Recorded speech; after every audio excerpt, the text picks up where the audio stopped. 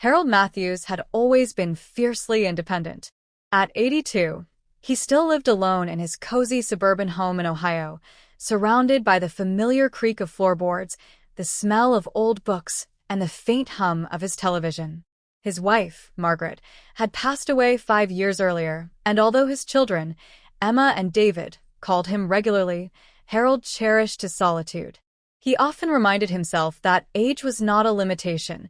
It was an opportunity to embrace life differently, to focus on his well-being, and to live fully on his own terms. Harold's mornings began early. He had learned the importance of starting the day with structure. Each morning, he would wake at 6, stretch gently, and make himself a cup of tea while sitting by the window.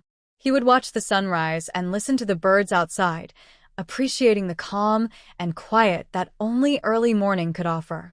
Staying physically active was essential, so he had adapted a daily routine that included light stretching, short walks around the neighborhood, and occasional visits to the community center for seniors' exercise classes.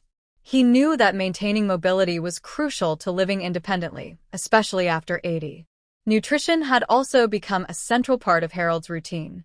He had learned to cook simple, healthy meals for himself, focusing on fresh vegetables, lean proteins, and whole grains. While he sometimes missed the joy of sharing meals with loved ones, he found satisfaction in experimenting with new recipes, keeping his diet balanced, and making sure he stayed hydrated. Over the years, he had discovered that the right nutrition could not only boost his energy but also protect him from illnesses and maintain mental clarity. One of the most important lessons Harold had learned was the value of staying mentally engaged. Loneliness could be a real challenge for seniors, and Harold had devised creative ways to keep his mind sharp. He spent time reading novels, solving crossword puzzles, and even learning new skills online, such as digital photography. He had joined a local book club and made friends with fellow members who shared similar interests and encouraged stimulating conversations. Mental engagement, he realized, was just as important as physical health. Harold also prioritized safety in his home. Having lived alone for several years, he understood the importance of creating an environment that minimized risks. He installed grab bars in the bathroom, made sure his hallways were well lit, and kept a small medical alert device on his wrist at all times. These precautions gave him confidence, knowing that even in an emergency, help could be summoned quickly. He also kept a well-stocked pantry, prepared easy-to-make meals in advance, and had extra batteries and supplies to avoid unnecessary trips in bad weather. Social connection, however, remained his greatest challenge and greatest triumph. Despite living alone, Harold knew he could not isolate himself completely. He regularly invited neighbors over for tea, participated in community events, and maintained close relationships with Emma and David. Video calls had become his lifeline to distant family, and Harold often marveled at how technology could bridge distances that once seemed insurmountable. Staying connected, he had learned, was vital not only for emotional well-being but also for maintaining a sense of purpose and joy.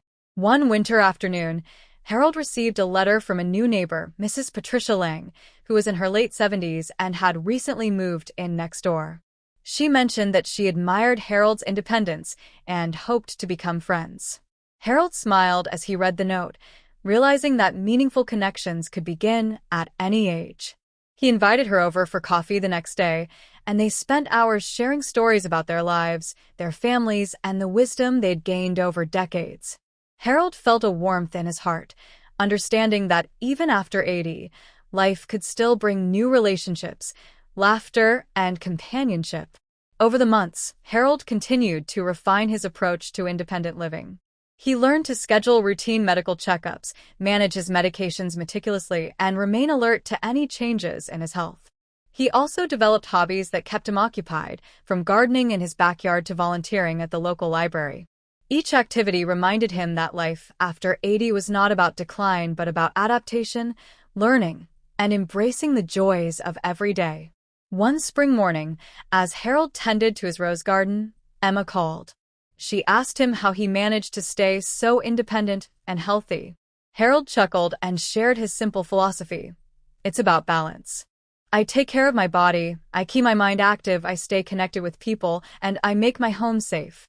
And most importantly, I never stopped finding reasons to enjoy life. Emma listened intently, realizing that her father's approach could serve as an example for anyone striving to age gracefully and independently. Harold's journey was a testament to resilience.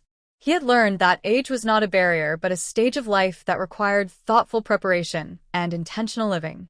By embracing exercise, nutrition, mental engagement, safety, and social connection, he had created a life that was fulfilling, vibrant, and independent. Even in the quiet moments of solitude, Harold felt a deep sense of satisfaction and peace, knowing that he had the tools, the wisdom, and the spirit to thrive alone after 80. As the sun set over his backyard, casting a golden glow on the flowers he had nurtured, Harold reflected on the years ahead. He knew challenges would arise, but he was prepared.